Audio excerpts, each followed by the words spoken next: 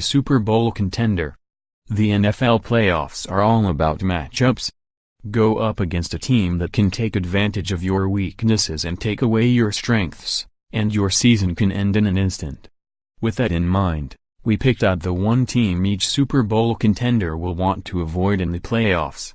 Worst matchup, Steelers. The Steelers have built up their roster with one goal in mind: beating the Patriots.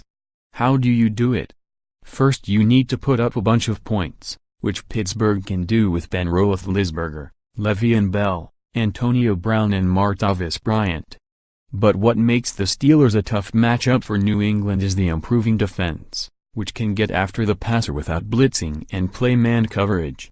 That's how you slow down Tom Brady.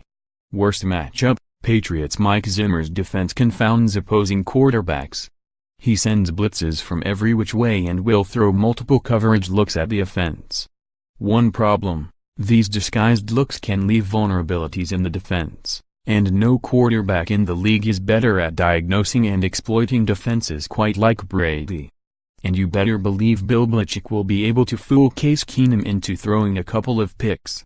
Worst matchup, Saints. The Patriots are the easy answer because of how dominant they've been in this rivalry.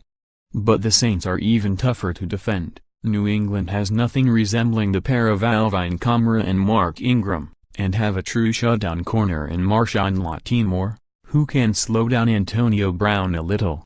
Worst matchup, Vikings. Did the Eagles' offense get exposed on Sunday night in Seattle? I wouldn't go that far. Carson Wentz left at least 17 points on the board with 2 bad throws and a fumble into the end zone. But the Seahawks did show how to slow that offense down, play tight man-to-man coverage and confuse the O-line with aggressive line stunts. The Vikings can do both of those things at an elite level.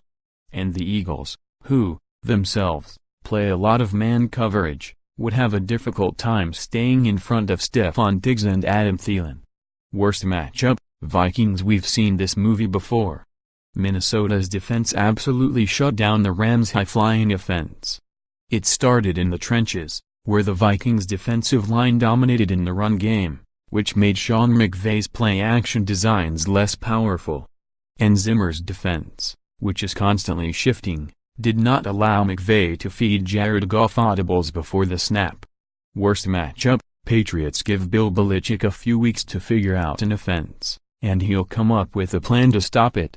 He'd have his team ready for those deadly screen passes and come up with the right matchups to slow down the receivers in the passing game. Kamara and Ingram would likely run wild against this defense, but it wouldn't matter with an equally explosive offense on the other sideline. Worst matchup, Saints. Sean Payton would figure out a way to take advantage of Seattle's aggressiveness.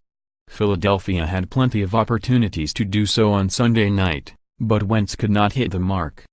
Drew Brees is not missing those passes. New Orleans would have no trouble putting up points against that battered secondary.